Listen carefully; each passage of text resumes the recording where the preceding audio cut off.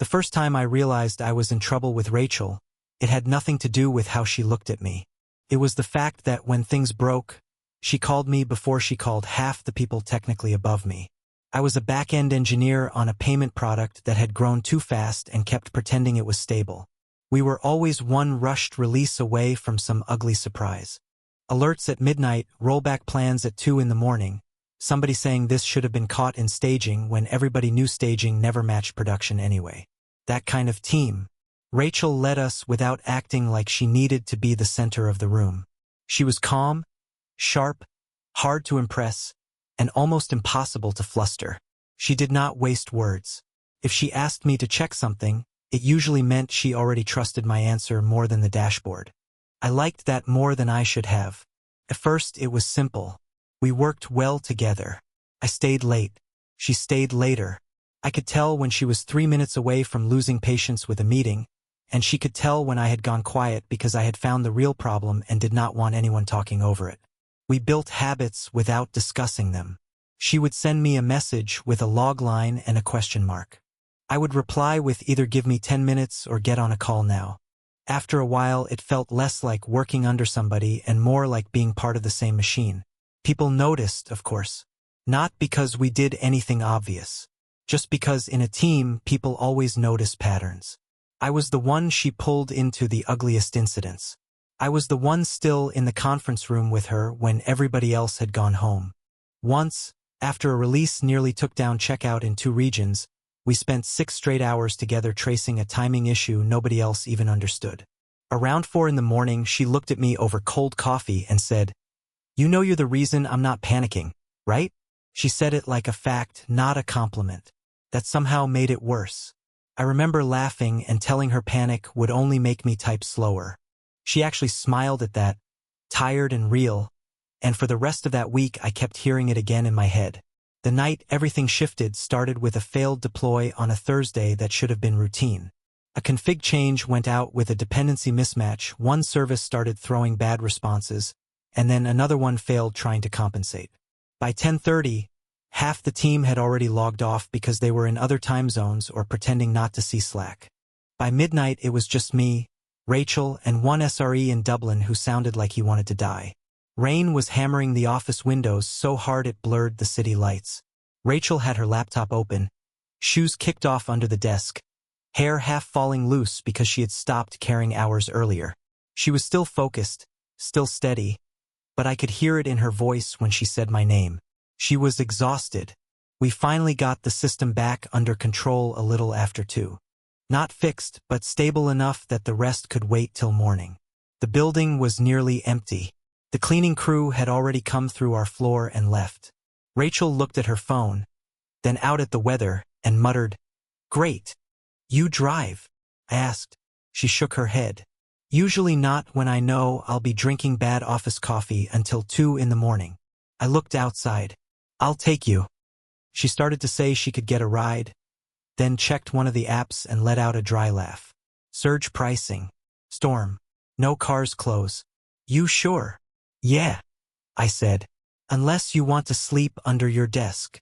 That is not off the table." The drive took twice as long as it should have. Wipers on full speed, water shining black across the roads. Almost no one out except delivery vans and other unlucky people. She was quiet at first, staring ahead, arms folded against the cold. Then, somewhere between one red light and the next, she said, "I don't say it enough when you save my life at work. You're not supposed to say it like that. It makes HR sound expensive." She laughed, then leaned her head back against the seat. "Fine. I appreciate you. Professionally. In the most policy-compliant way possible." That should have made it lighter. Instead, it made the car feel smaller. When we pulled up outside her building, the rain was still coming down hard enough to bounce off the pavement. She did not reach for the door right away. She looked at the entrance, then back at me. "You should come up for a bit," she said. "I have leftover noodles, and if you walk back into this right now, you'll need a boat." I hesitated just long enough to know I should have said no. Her apartment was warm, quiet, and almost annoyingly normal. Books on one shelf, 2 mugs in the drying rack, a sweater thrown over the back of a chair like she had taken it off in the middle of answering something urgent. Not manager Rachel. Just Rachel. She handed me a towel, put food in bowls, and we sat at her kitchen counter eating in the tired silence people only get after surviving the same bad night. No office lights. No Slack pings. No one else needing anything. We talked about stupid things first. The SRE with the funeral voice. The product manager who kept asking for ETAs while making everything slower.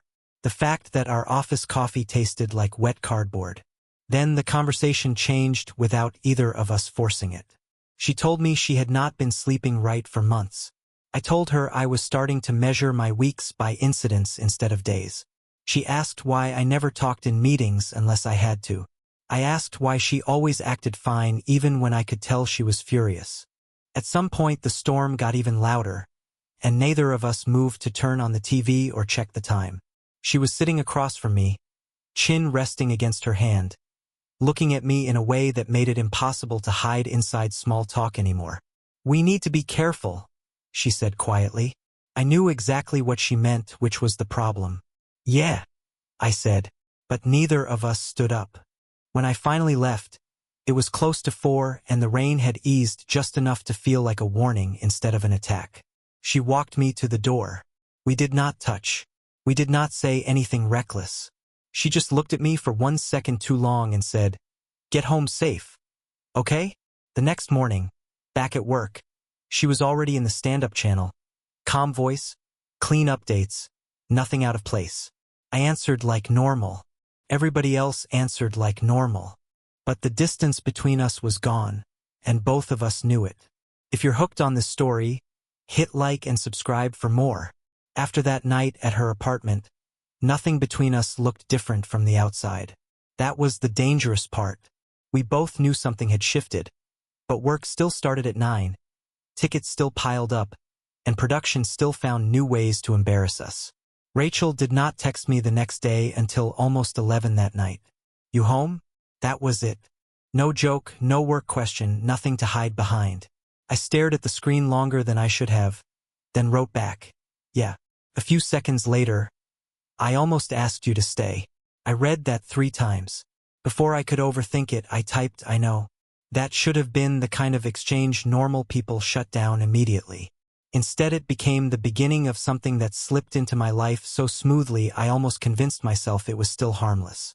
We started messaging after work, then during lunch, then in those little dead spaces in the day where you usually do nothing and think about nothing. It was never dramatic. That would have been easier. It was small things. She sent me a picture of the disaster she called dinner with the caption, "This is what leadership looks like." I sent her a photo of the office vending machine eating my card again. She started asking if I got home okay after late nights, even when we had left separately. I started noticing that if a meeting went badly, I wanted to hear from her more than I wanted the meeting to be over. At the office, I kept telling myself I was the same guy I had been 2 weeks earlier. Same desk, same codebase, same messy release calendar. But my role had started changing before any of this, and now the timing made everything worse. We were moving a sensitive part of our billing flow onto a newer service, and Rachel put me on the core release path. It was the kind of work people actually noticed. High visibility, bad hours, real risk if it went wrong. She also got approval for me to work directly with architecture on a set of access controls nobody outside senior engineers usually touched. I had earned that. I knew I had. I had spent too many nights fixing things other people broke not to know my own value. But once people start looking at you through the wrong lens, facts stop helping. The first comment came from Owen during backlog review. He said it casually, almost like a joke. "Guess we all know who gets the interesting work." A couple people smiled without really smiling. Rachel kept her face neutral and asked him if he had concerns about the staffing plan. Owen said no concerns, just observations. Then he looked right at me. I said nothing because anything I said would have made me sound guilty or defensive, maybe both. Later that afternoon, Rachel messaged me privately. "Ignore him." I wrote back, "Hard to do that when he says it in front of half the team." 3 dots appeared, disappeared, came back. I know. That was all she sent, and somehow that felt worse than if she had tried to smooth it over. The week after that, things got more obvious. I was pulled into roadmap meetings I had never been invited to before. My name came up in a discussion about who might step into a technical lead slot when one of the senior guys moved to another org. None of that was official, but in offices nothing stays unofficial for long. People hear enough fragments and build the rest themselves. Slack got quieter around me. Not everywhere, just in the places where it mattered. Threads that used to be open got oddly careful when I joined. One engineer who normally asked me for help started going around me. Another one, Priya, questioned one of Rachel's decisions in a planning session with a tone that was way too sharp to be only about planning. "So are we assigning that to him because he has the most context?" she asked. "Or because that decision was made before the rest of us got in the room?" Nobody moved. You could feel the whole call tighten. Rachel answered like the manager she was. Calm, clean, controlled. She explained the choice in plain terms, listed the reasons, moved to the next topic. If you only listened to her words, nothing was wrong. But after that, she changed. Not all at once. Just enough for me to feel it immediately. She stopped sending me side messages during meetings. She stopped dropping by my desk unless there was a clear reason. Her tone with me went flatter in public, more formal, almost stiff. When we were on calls with other people, she addressed me the same way she addressed the most junior engineer on the team. No extra trust. No shorthand. No instinct. She was trying to save both of us. I understood that. It still felt like getting shut out of my own life. One night we were both still online after 10, cleaning up issues for the release, and she called me instead of messaging. For a second I thought maybe she was done pretending. She was not. "We need cleaner lines," she said without any warm-up at all. I leaned back in my chair and stared at the ceiling. "You mean at work?" "I mean everywhere that touches work." That hit harder than I expected. "So what? We go from talking every day to pretending we barely know each other?" "That's not what I said." "It's pretty close." She was quiet for a second. When she spoke again, her voice had that tired edge I knew too well. "People are already reading decisions through you. I can't let that get worse." I almost said I didn't ask for any favors. I almost said I built every bit of this myself. But she knew that already, which made it useless. Instead I said, "You think pulling away fixes it?" "No," she said softly. "I think it keeps it from burning down faster." That line stayed with me, because that was the point where I stopped being able to pretend we were just dealing with chemistry or bad timing. This thing between us had weight now. It had consequences. It could reach into rooms we were not even in and change how people heard us. The release week itself made everything tighter. I was presenting status in front of product, infra, and one director who never showed up unless something important was happening. Rachel sat across the room with her laptop open, expression unreadable. I gave my update, answered questions, walked everyone through the risks and fallback plan.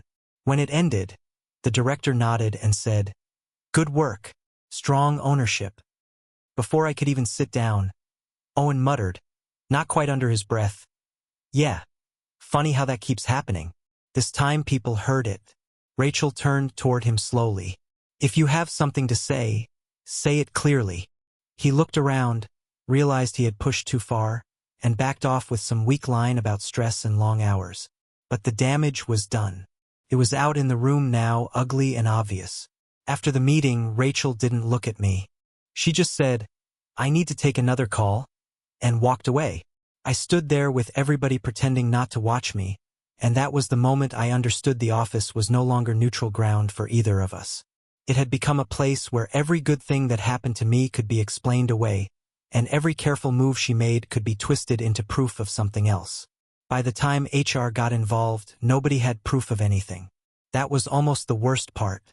If somebody had caught me leaving Rachel's place at 6 in the morning, or if one of us had been stupid enough to send the wrong message in the wrong channel, at least the problem would have had a shape. Instead it was all inference, tone, timing, and the slow way trust drains out of a room once people decide there must be something underneath what they can see. The release itself went live on a Tuesday. For 3 straight days I barely left my chair.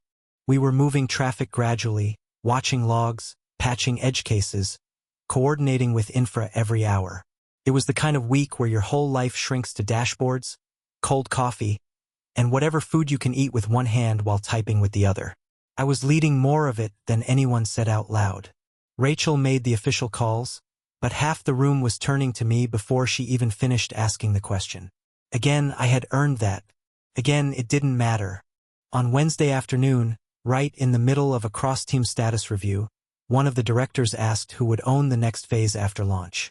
Before Rachel could answer, Priya said, "Depends whether we're making that decision on technical grounds or personal preference." Nobody even pretended not to understand her. The call went dead quiet. I felt heat hit the back of my neck so fast it made me lightheaded. Rachel didn't raise her voice. That made it worse. "Explain what you mean." Priya sat there for half a second too long, then said, "I mean, the team has concerns about objectivity." The director jumped in fast, all corporate calm, saying this wasn't the forum. We'd handle staffing separately. Let's stay focused. But once words like objectivity and concerns are in the air, they don't go back in the box. The rest of the meeting was useless. Everybody was listening to the silence instead of the plan. An hour later, I got a calendar invite from People Operations and Rachel got the same one. Separate one-on-ones first, then a follow-up with a senior engineering manager. No details in the title. They didn't need details. I spent the next 20 minutes staring at my screen without reading a single line of code. When HR asked me whether there was any personal relationship affecting reporting lines or team decisions, I told the truth in the narrowest way possible. "No relationship has been disclosed," I said. It sounded disgusting even while I said it. The HR partner looked at me for a second, not rude, not warm, just experienced. "That is not exactly an answer." I held her gaze and said nothing. She wrote something down. After that, everything with Rachel got even worse. She pulled back harder, so hard it felt like she was trying to erase fingerprints. No private messages. No late calls unless someone else was on them. No stopping by my desk. When she needed something from me, it came through official channels, clean and distant, like I was any other engineer on a spreadsheet. I understood why. I hated her for it anyway.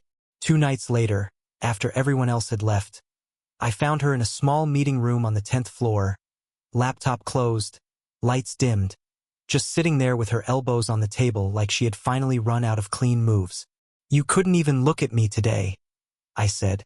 She didn't flinch. That was the point. "Do you hear yourself?" "Yes. That makes one of us." She stood up then, tired but sharp. "What do you want me to do, Daniel? Tell HR they're imagining things? Tell the team to trust me because my intentions are good? That's not how this works." I stepped inside and shut the door behind me. "No. I want you to stop acting like I'm the problem you need to contain." Her face changed at that. Not anger. Pain. Real pain. "You are not the problem. Doesn't feel that way. That's because there is no version of this where I can protect the team, protect my job, protect your credibility, and keep acting the way I was acting with you." The room went quiet. She had never said it that directly before. "With you."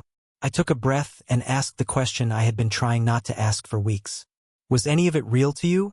Or was it just stress and bad timing and a bunch of late nights that got out of hand?" She looked at me like I had actually managed to hurt her. "Don't do that. Then answer me."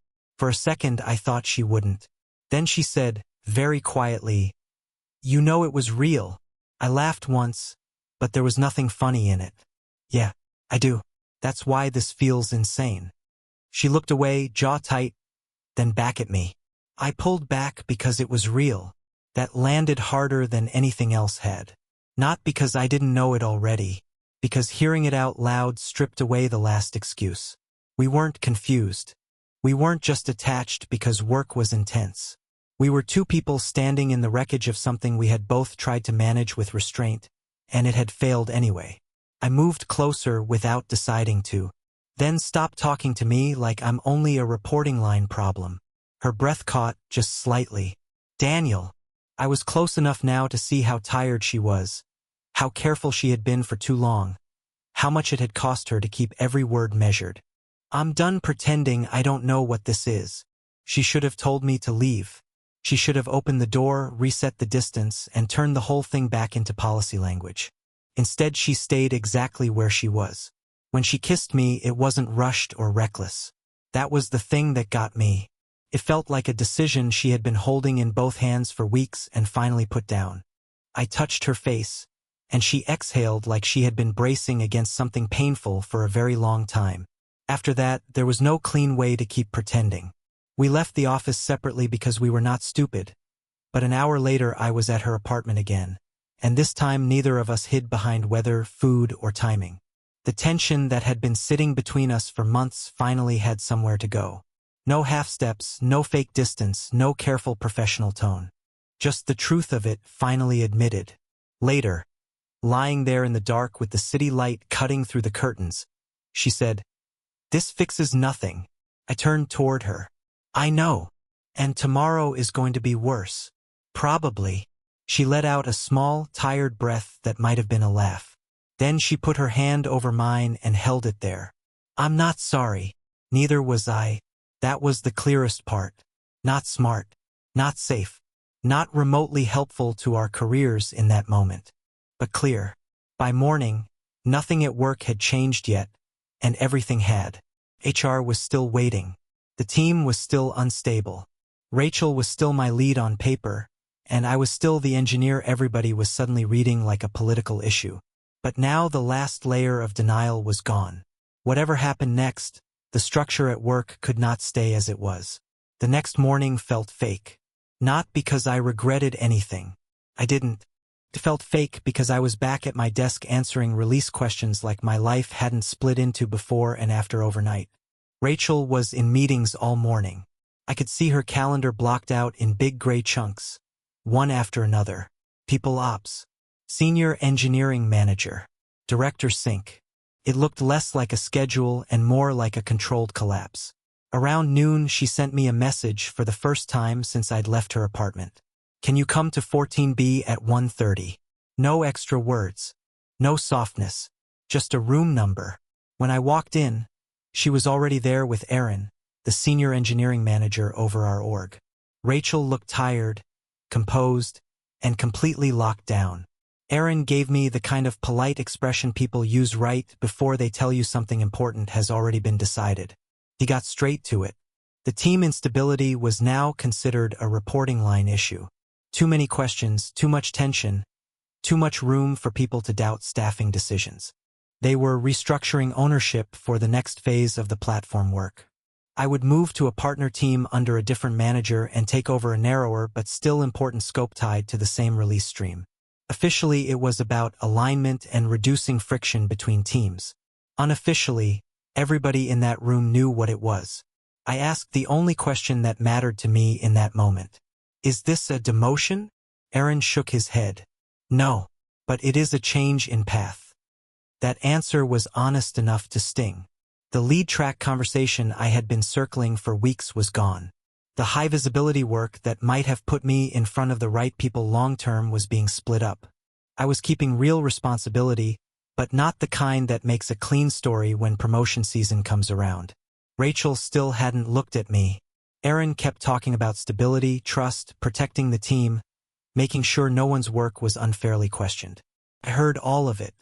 I also heard the subtext. Even if I had earned everything cleanly, the doubt around me was now part of the record. That was the part that made my jaw lock. When the meeting ended, Aaron left first. Rachel gathered her notebook, still calm, still careful. I stopped her before she got to the door. "So that's it." She finally looked at me. "For work, yes." That answer should have annoyed me. Instead, it made my chest go tight. Later that evening, she came to my apartment. Not because we needed more drama. Because for the first time since all of this started, there was nothing left to hide behind. No weather. No work emergency. No fake excuse to be in the same room.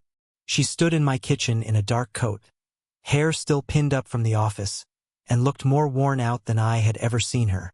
"I'm sorry," she said. I shook my head. "Don't do that. I asked for the reorg." That landed hard even though I had guessed it already. She stepped closer. "Because the other option was worse." If I fought it, I would look compromised. If I kept you under me, every decision would keep getting read through us. This was the only move that gave your work any chance of standing on its own again. I leaned against the counter and let that sit there. It hurt because she was right. That was the pattern with us. The truth kept hurting because it kept being true. You know what makes me crazy? I said. I actually built that work. Every ugly night, every fix, every release. And now part of the story is always going to be that maybe I didn't. My hard work was being questioned because of office rumors. Have you ever had your reputation hit by workplace politics? Let me know in the comments. She came all the way over then and put a hand on my arm. Not to me. That's not enough. I know. We stood there in the quiet for a second, both of us too tired to pretend this was simple. Then she said the thing I needed most and least at the same time. You were never chasing position. I knew that from the beginning. That's part of why this got so hard. I laughed once under my breath. And you were never pulling away because you felt nothing. Her expression changed. Softer. Almost relieved. No. That was the real turning point. Not the night at her apartment. Not even the first time we stopped pretending. This was it. The part where there was finally enough air around us to say things plainly and not hide them inside work language. She took off her coat. I ordered food because neither of us had the energy to cook. We sat on my couch with takeout containers on the coffee table like two people who had survived something ugly and had no reason left to keep speaking in half measures.